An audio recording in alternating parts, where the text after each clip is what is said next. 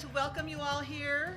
Have a seat if you don't have one. There's several up here in the front row. And there are a couple over here on that side. You're going to be more comfortable if you have a seat. And I think there might be even some more students coming. There's some extra credit involved, I think. So they might have to sit in the front or stand in the back. All right, so I want to welcome you to the Hugh and Hazel Darling Library. I'm Robin Hartman, the Director of the Library Services here at Hope International University. Thank you for coming in the middle of the week, especially those people who are not students living on campus here. That's really nice of you to come in the middle of the week.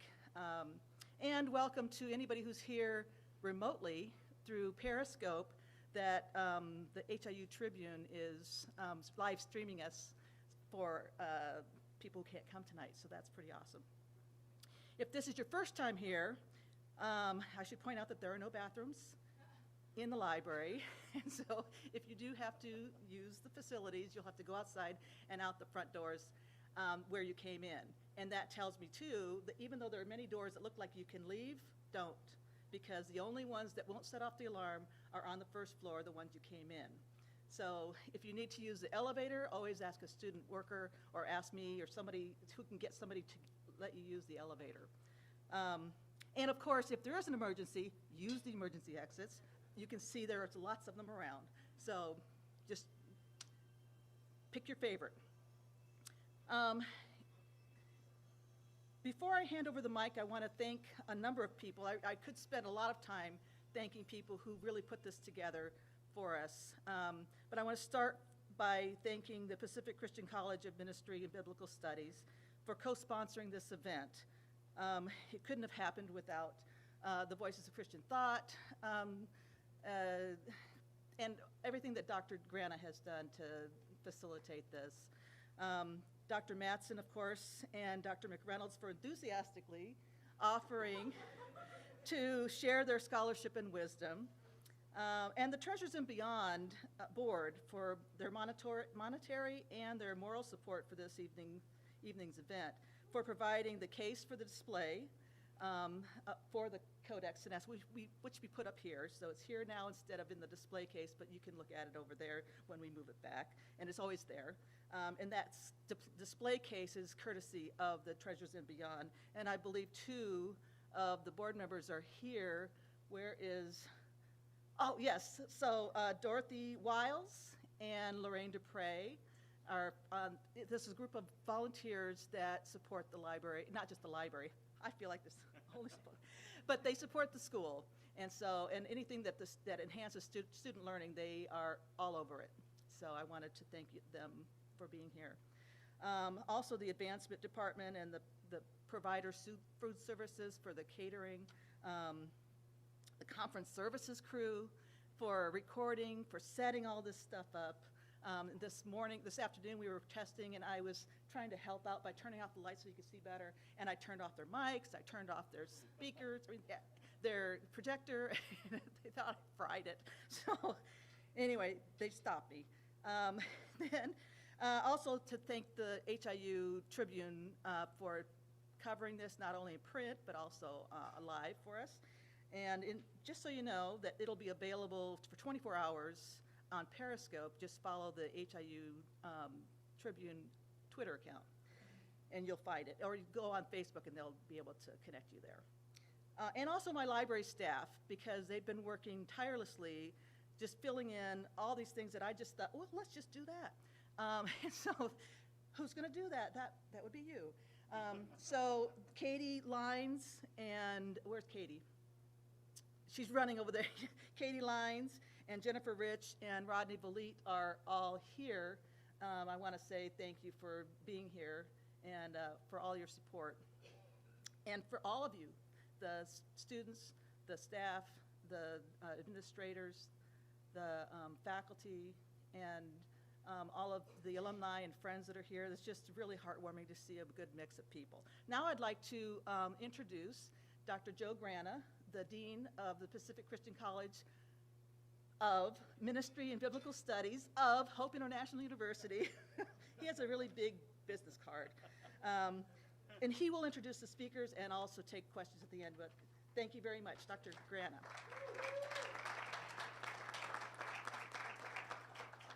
Well, thank you so much. We're very glad that you're here tonight. In addition to the kudos that have already been given, I want to thank Robin and her staff too as well for your hard work and the way that you've put this together and advertised it. So we're glad to be able to share in this special time. There's not a lot that I need to say about these gentlemen because most of you are tied to one of them in one way or the other, many of you to both of them. Dr. Paul, certainly there are former students that are here, and then with the interlinear. In fact, I see some interlinears coming in tonight, and so afterwards you will sign them for them. Is that correct, if they so choose? So feel free to come up to him afterwards to have him autograph the interlinear if you so choose to do that. Dr. Paul has been a great inspiration to many, a great biblical scholar, a great textual critic, someone who's taught Greek and the Bible for 34 years here full-time, I believe, and 47 years altogether as he's continued to teach online and every once in a while an interterm class for us. So he is definitely an institution here. And back when he took a sabbatical in one of my early days here, I taught Greek for you. I don't know if you remember that. And that was a little intimidating to take over Dr. Paul's class while he was on sabbatical, but that was a great honor to do that. And it was a great honor just to be able to sit down and dialogue with him. When I first came, I said, it's really wonderful to be able to sit down and talk with someone like you about biblical matters. And those of you who've had that chance, I know, are blessed by that. So we're happy that he's going to come and explain the Codex to us. We also have Dr. David Matson, who is one of the most popular Bible teachers that we have on campus today. And David and I spent a lot of times dialoguing about theological and biblical concepts, and we've had the privilege to go to Israel together on a number of occasions, and whenever we go, we always get lost. And we shouldn't get lost because I'm the driver and he's navigating, but he doesn't know where he's going, and I don't know where I'm going, but that's all right. We just have he's asleep half the time. That's part of the problem. But he's teaching our Greek classes now and many New Testament courses, and just does an excellent job. So tonight we are blessed to have two great scholars who are scholars of the Word and of Greek, but also are churchmen, very involved in the church, and they balance scholarship and the church together, and that's a great value we have here at Hope, to bring both the academy and the service of the church together. So thank you for coming and sharing from your expertise, and we look forward to hearing from you. Let's welcome, first of all, Dr. Paul McReynolds.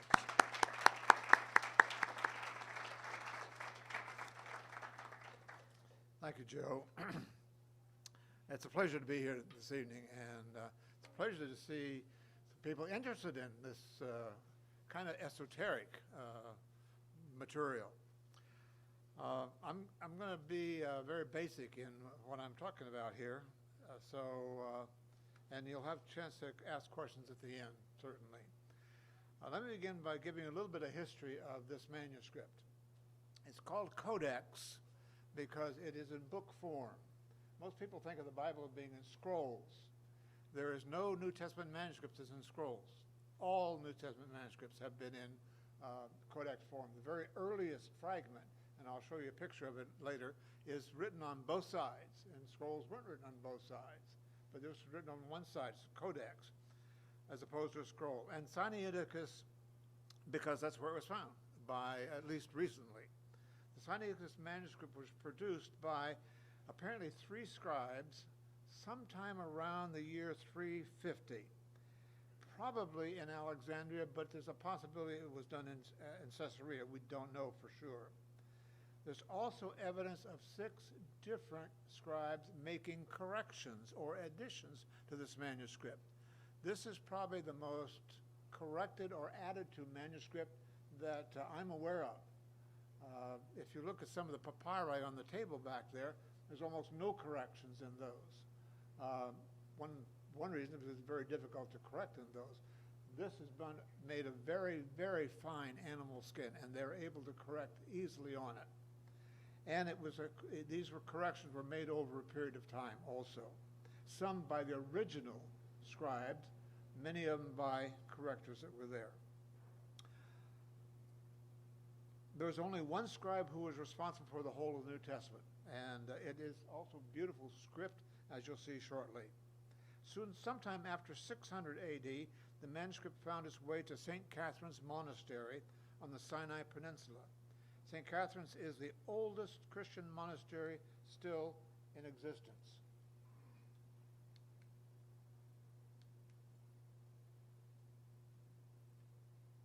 Not changing? Is it on?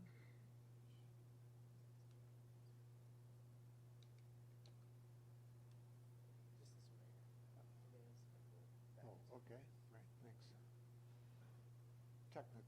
Technology, you know. This is a picture of St. Catherine's Convent on Mount Sinai. It is the oldest that we know of Christian monastery. It remained there until the mid-19th century. There's a great controversy about how portions of it found its way to Leipzig and to Russia. We know that in 1844, Constantine Tischendorf, a young German scholar, was interested in finding ancient Greek manuscripts. He stopped by St. Catherine's and noticed some leaves from manuscripts in a basket. The librarian informed him that the leaves were meant for burning. Interestingly enough, some scraps of this manuscript were later found in the bindings of other books also. So they took old manuscripts and did some various things to them, not understanding really what their value was. When Tischendorf looked at these leaves, he found several leaves from a very ancient copy of the Greek Bible. The monks allowed him to take 43 of those leaves with him, and they were deposited in Leipzig and remain there today. But they only allowed him to take those 43 leaves, not everything that was in that basket. He returned to the monastery in 1859, and while he was talking with the steward there, the steward invited him to his own little cubbyhole there, and he took down from a rack a covered old Bible that as he opened it, Tischendorf realized this is the same volume that these other leaves had come from. And this was a volume of the whole Bible. It didn't contain all the whole Bible, but it was originally of the whole Bible. When he recognized the manuscript was the same that he'd taken the leaves from earlier, he saw the whole thing, and it had the whole of the New Testament with 2 additional Christian writings, as well as much of the Old Testament. Tischendorf received permission to take the manuscript and transcribe it. He took it to Cairo, and inside of 2 months, he's transcribed the whole of what was in there. An amazing job. And then he took it on with him to Russia, where he made a transcription for publication. And when he did that, the manuscript remained in Russia until it was legally turned over to the Tsar of Russia as a gift from the monastery, though some in the monastery dispute this, that it was really a gift. And after the fact, when they found out how valuable it was, they had some question about that. In 1933, Russia needed some hard currency, and they sold the manuscript to the British Museum for 100,000 pounds of British currency. Much of that was raised by public subscription. This is a picture of the presentation of the manuscript in the British Museum, the first time that it arrived there. And you can see from the old cameras and so forth, this was 1933. It remains on exhibition in the British Museum today, along with another very well-known manuscript called the Alexandrinus, which is almost as old as this particular one. In terms of content, the only portions of the several books of the Old Testament are extant. Only portions of the several books of the Old Testament are extant. They're complete books of Esther, Tobit, 1st and 4th Maccabees, Isaiah, Jeremiah, Joel, Obadiah, Jonah, Nahum, Habakkuk, Zephaniah, Haggai, Zechariah, Malachi, Psalms, Proverbs, Ecclesiastes, Song of Solomon, Wisdom, Sirach, and Job.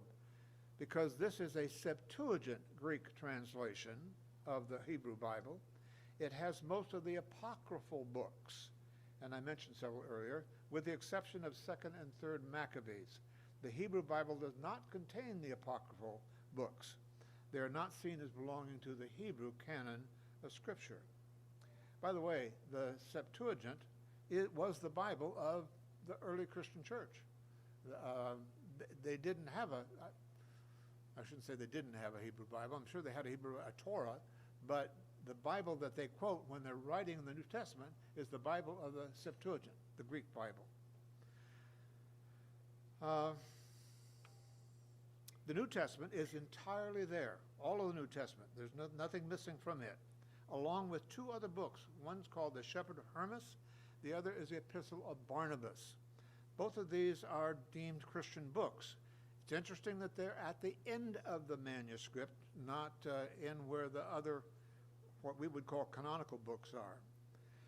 There is a document called the Muratorian Fragment with an origin somewhere around 175 that has a list of books recognized as belonging to what we would call the New Testament canon.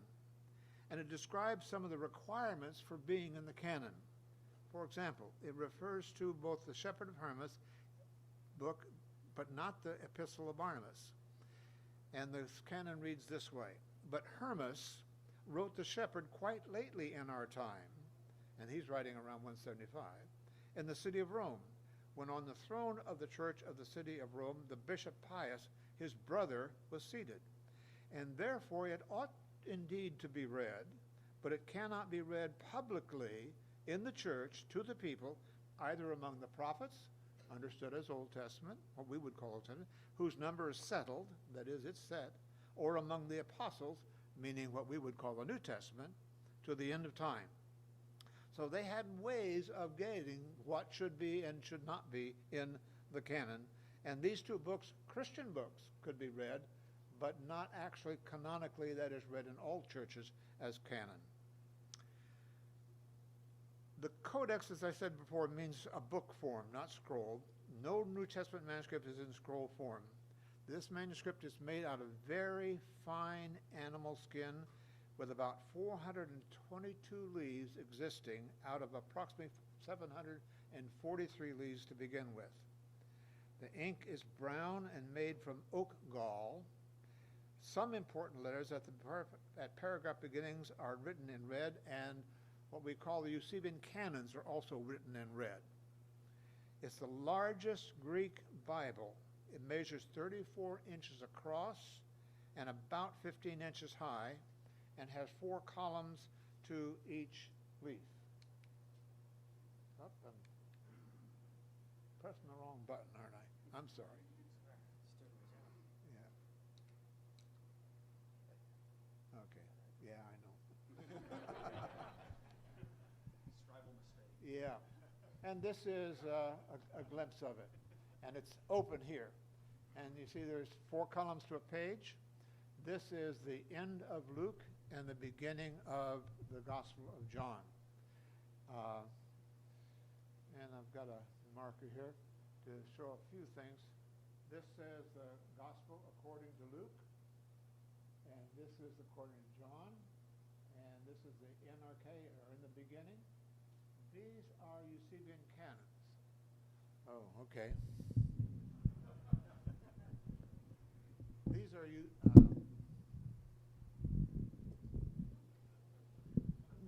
I'm sorry. There we go. These are Eusebian canons. They're equivalent to the harmony of the Gospels. Notice also you don't see any spaces between words here. You come to the end, and there's some things, and I'll show those in a little more detail. A paragraph here, he stops, and then he goes out into the margin to begin. We indent, don't we? They do the opposite in there.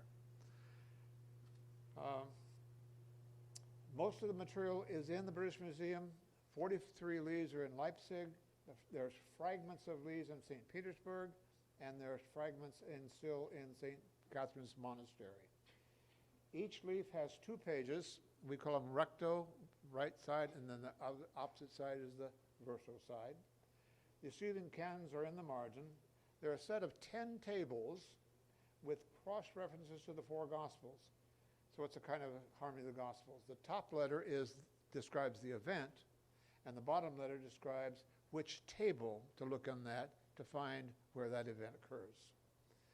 The writing is called unsealed, meaning capital printed letters. This is the earliest fragment we have of any New Testament material. It's called P52. It's very, very small, written on both sides. It's from the Gospel of John, dated somewhere between 135 and 150. Very, very early for the Gospel of John. To contrast that, I want to show you this, which is a minuscule manuscript. This is minuscule. It's written in cursive letters with ligatures. This is the title for the whole thing there. The title for Philippians, this is Pros to the Philippians, and it's in unsealed letters. And then there's a big capital P for Paulos, Paul, and Timothy, slaves of Jesus Christ, to all the saints and so forth. This is also an interesting manuscript because it's a commentary.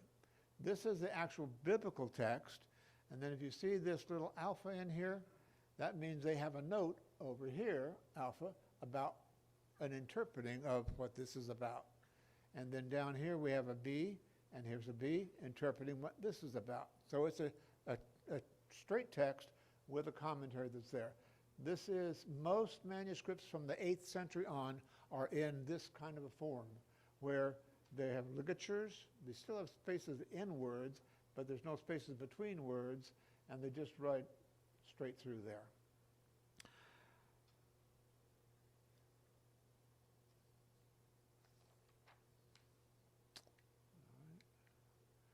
This is the beginning of John 1:1, and here we can show it. It's been expanded greatly. Notice again, it starts in the margin.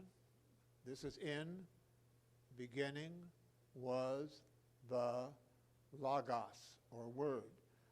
Notice that it kind of looks like it ends here, but the last 2 letters are written very small here. He simply didn't want to split the word up, so he made it very small at the end. Very simple for him. He doesn't always do that, but that's what he did.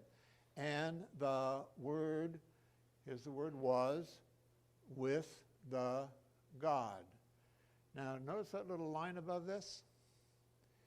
This is called nomina sacra.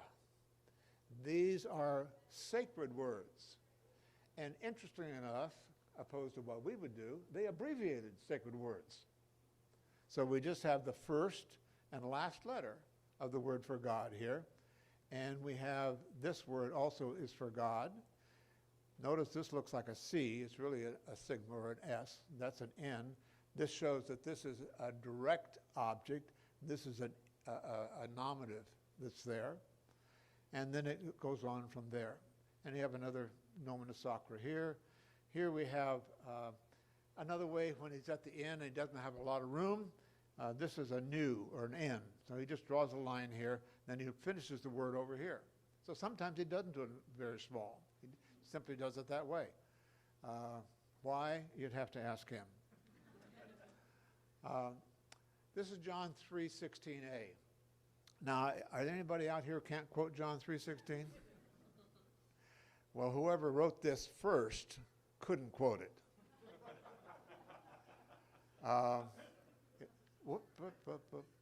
Boy, I really went through that fast, sorry. We're back to John. Okay. So, I'm going to do this. This is for, in this way, God loved the world, when they in there, so that notice the word son here is abbreviated, and the only begotten, in order that all who trust, so forth. So he left out the word for his. So a scribe came in, and this looks almost like the original scribe may have done that. He may have gone through and then realized he missed it, so he put it back in. But notice also this little thing right here. He left out the word he gave. So he wrote it over here. It's almost illegible on here. Put these little marks there, which means he wants it in here. He wants to put it in there. So he left out two of those things. So apparently it wasn't a favorite verse in those days to have remembered that. And this is the last part of the 3:16 into 17. And again, we have here the word for God at the end, and he makes it very small, but it's still a nomen sacra. He still puts the line above it because it's a sacred word. And in this case, the word son is not abbreviated, but he has these diareses over this because these two are vowels and they ought to be pronounced separately. So there's some punctuation. Notice up here a little bit of punctuation, but generally speaking, you won't see much in the way of punctuation in these documents. Here we have another little bit right there.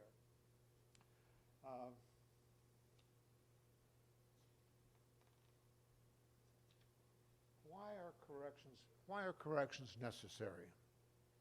They're necessary for a number of reasons. One, they were left out there. Why you left them out? You can't tell. Sometimes you can tell why they left them out.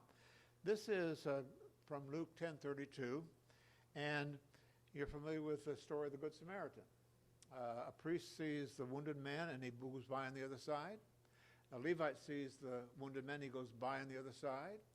And what happened to the scribe when he was looking at his exemplar, he saw goes by on the other side, and when he looked back at his exemplar, he saw goes by on this side, and he totally left out the Levite.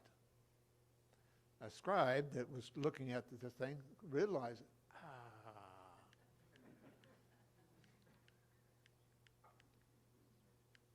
can't get to go back.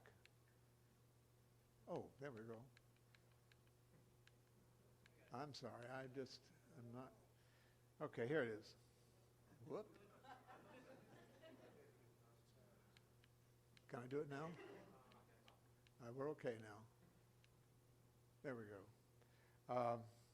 So the scribe that corrected it came down here, and down here he wrote this verse about the Levite who saw the wounded man, and he went by on the other side. Has a little arrow here, put a little arrow up here, and that's where he wants it inserted. So, I mean, that happens to you and I, don't we? We're sometimes looking at a book and see the same word, and we missed a paragraph, or we're rereading a paragraph. That happened to scribes when they were doing this. So there's sometimes misspellings. If I say the word there, am I T-H-E-I-R or T-H-E-R-E? If I say theater, is it E-R or R-E on the end? There's various kinds of spellings that are there. There are additions, subtractions, grammatical errors. And I'll show you a grammatical error in a little bit. This is Luke 11:1. How does the Lord's Prayer begin? Our Father who art in heaven, yeah. Well, this scribe didn't know that. This is in Luke, and it says, Jesus says, this is the way to pray. Jesus says, Father, let your name be holy. Let your kingdom come. Let your will be done in heaven, and so forth. He didn't know about this hour, and he didn't know about this other part, but in King James Bible, in Luke 11:1, it has our Father who art in heaven. How did it get there? It got there in all likelihood because somebody corrected a later manuscript because they knew what the Lord's Prayer said. And so when they came to it in Luke, they said, whoop, somebody left something out. And so they corrected the manuscript. So corrections of manuscripts sometimes occur because of liturgical reasons that are there. This is Ephesians 1:1. Many New Testament scholars, David may be exception, but many New Testament scholars think that Ephesians was a circular letter, not a letter to a particular church. And the early manuscripts seem to agree with that because they left out the word in Ephesus up here. And I tend to agree with them. It's very much of a general letter, a circular letter, and there were several churches in the Ephesian area that this would circulate to, and probably ended up in Ephesus, and therefore somebody went and changed this and said, well, this was probably in Ephesus. And this kind of writing is not like the original writing. So it's a corrector. It's not the original person that did that. This is a very interesting one, and I'll show this to you twice for a couple reasons. Notice these this is a slash here, and 2 slashes here, and 3 slashes here. And then this word for the occurs here. Originally it read, ego, I, light, am of the world. The corrector wants it to read, I, the light of, I am the light of the world. More like an English sentence than otherwise. And this is a simple correction. And the correction is important because apparently this is a point of grammar, at least at the time of the corrector. And as you and I know, grammar changes. And so the likelihood is that the grammar changed, and so he changed it for that reason. There are also some very, very significant omissions to this early manuscript. This is the ending of the Gospel of Mark, and it ends with an expression about the women. It says, for they were afraid.